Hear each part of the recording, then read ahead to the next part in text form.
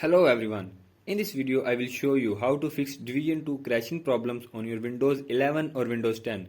So to fix this issue, follow every step as I am showing in this video, and do not forget to subscribe this channel and also press the bell icon for the latest upcoming videos. Hope so this will fix your problem and help you a lot.